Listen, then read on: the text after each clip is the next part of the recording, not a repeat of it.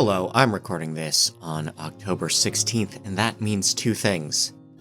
We are going to do this every day, so that when there is that once-in-a-lifetime comet sighting, we don't have to do it any differently. It's also time for the Darkness News Update, which is sponsored by Evluma and the Build Your Own Acorn. BYOA, this thing comes with just what you need. It comes with just what you need for your project. You can adjust the lensing. The lamp inside comes with an optional shield that keeps you covered, gives you your downlight. And again, ready for timers, ready for dimmers, color selectable. Visit evluma.com/darksky-friendly-lighting. That's interhyphenated, or just use the link in the description if you please. Let's get into the news.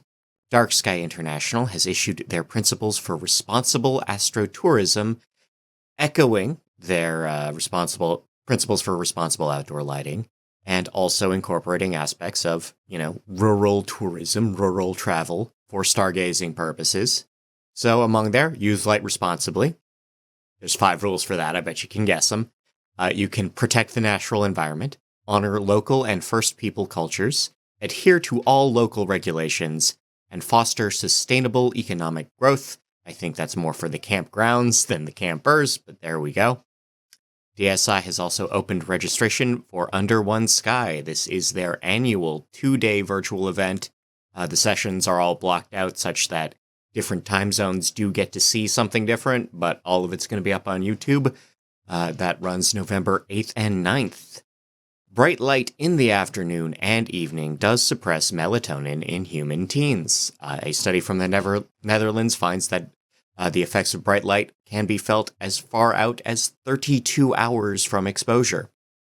Circadian disruption has been linked with lung inflammation in mice, specifically alterations to vascular barrier integrity. Circadian disruption has also been linked with Parkinson's symptoms in mice again, but in this case, it could lead to light therapies for human patients. We have a new paper from the Roland Institute at Harvard indicating what we know for sure about creating light that's friendly for insects. Right now, the benefits of spectral tuning and dimming are ambiguous to negligible. Motion detectors are promising. Timers may be less effective or even harmful. Relative to its potential, shielding has attracted strikingly little attention. We need more people studying shielding. That's covers. Hey, little hats from Evluma. Little hats for your light bulbs from Evluma right there. Evluma.com, if you please.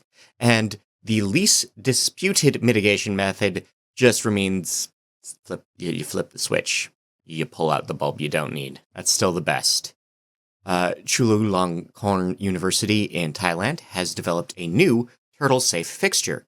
This is actually made out of a bunch of biodegradable materials that will help target lighting that already exists, so you just buy this shield, put it on for the hatching season, and then when it's done, it breaks down. You throw it in the compost. Ain't that something? The Grand Wailea Resort in Maui has published a new lighting plan. This is part of their settlement with the lawsuit between them, the Conservation Council of Hawaii, and the Center of Biological Diversity.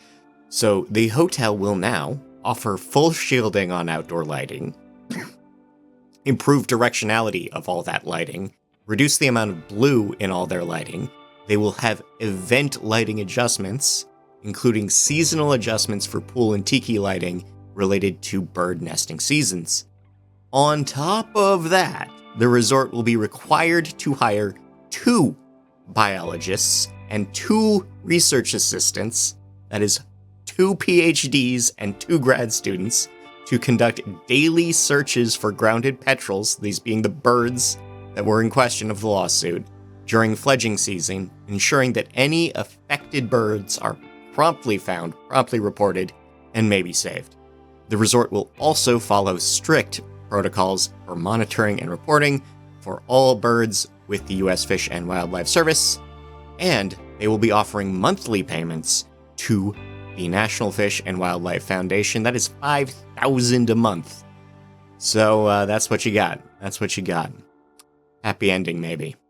Nevada has launched a statewide Starry Skies certification program The process on it actually began in 2021. It's to promote rural tourism, but it will be their own recognition program for spaces that do maintain dark skies, such as Ely, Nevada. It's had a bit of a boom for astrotourism. They're running a train. They run a train out to the wilderness so you can see the stars and then catch the train back. That sounds fun. Sticking with Nevada, a proposed Latter-day Saints temple will be proceeding. This is part of the boom in construction in LDS temples out west. And we've found that while the temple will go through more or less as planned, slightly shorter steeple, better ideas about lighting, exterior lighting at night, but the city of Las Vegas is reviewing their light pollution policy. Yes, the city of Las Vegas, Nevada, will be debating reducing light trespass everywhere but on the Strip. Everywhere but on the Strip. And if Las Vegas can do it, think what your town can do. Like in Edison, New Jersey, they are debating a light trespass law right now. This is a proposed ordinance that would prohibit exterior lighting from being installed too high, like at the second floor level, if that light would be adjoining a residential block. So you can't have high wall pack or transom lighting if you're next to a residential zone. Little changes go a long way. In Connecticut, the school boards there are working on a middle school darkness curriculum, specifically a 5-part lesson plan for science class, aiming to improve the understanding of migratory birds and what they need. We have astronomers working to open a stargazing site with an observatory in Nova Scotia. It's near Peggy's Cove.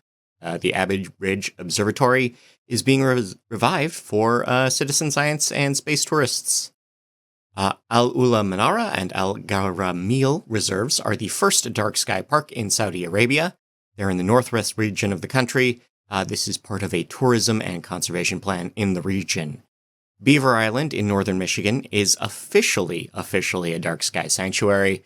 This is part of a wildlife research center and state park recognized by the DSI. Vernon County, Wisconsin actually lost out on their shot at dark sky status. There were three areas all adjacent to each other: the Wildlife Mountain State Park, the Kickapoo Valley Reserve, and the Tunnelville Cliffs. That's a state natural area. They'd been pushing for recognition for 3 years, but the neighborhood just kept getting brighter no matter what they did. It is possible to make no mistakes and still lose. That's just life. A harbor in Kotka in Finland is dimming the lights when no one's there. A company called Signify, they make a lot of light bulbs, set up 137 connected lampposts that will reduce use. They'll dim, not fully off, but they'll dim when no one is detected. In San Diego, we have a study showing that bats are struggling with urban sprawl and urban density. So they are highlighting the need to manage light and native vegetation in the area to help the various bats of California. In Rockwall County, Texas, and Dallas-Fort Worth, Texas, we have new lights out orders going up. This means that public property will be turning off non-essential lighting for migration season, and they are also participating in an awareness plan to get private properties to sign on as well. We also have Travis Longcore and Alp Dormis explaining a bit of a war of words. They are debating the value of precise terminology and the value of speaking plainly in a series of letters to the editor. I recommend you read them. I hope we can maybe get them on the show to discuss that more deeply. But we are going to close out with something that requires me to do the disclaimer. This is related to the current US election. My opinions as a Canadian are mine and do not reflect anyone else here.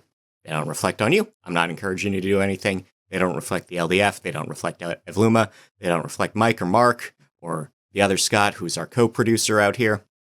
But what happened is in Amsterdam, New York, the CEO of a company called Sticker Mule built a 100-foot wide sign of 12-foot tall letters that is illuminated. When he announced this plan in August, the city of Amsterdam, New York, said that would probably not be to code given the location and the amount of light. But the man in question, did build this sign, and he did announce a very big party for the first time he was going to turn the lights on, at which point the mayor's office filed a restraining order to stop that. The judge, but, he filed the wrong kind of restraining order, which means the judge, in this question, threw it out and the sign lighting went out ahead as planned, as announced. Now, the sign says vote for Trump, and that means the coverage of this event is bad, because we have a bunch of people shouting that the evil Democrat mayor is out to stifle free speech, and this judge is out to, save the world and keep things right and make America great again and all that. And this is a procedural issue. This is a procedural issue. This is about city codes that are in place that were in question because you built a 12-foot tall, 100-foot wide sign on top of an abandoned building, and that could be bad even if the sign was not absurdly bright. The sign is absurdly bright. And because we're on this show, I can say that, a 100-foot wide, 12-foot tall sign would have, doing the math, probably something like 460 square feet of illuminated panels, LED panels, projecting light straight out. And we don't care what that says. We don't. God himself could come down and say, we apologize for the inconvenience in 460 square feet of holy fire. And I would look at God and I would say, that is a dick move. It's migration season. Who needs to see this at 3 a.m.? What are we saying to who when we have giant signs on all night?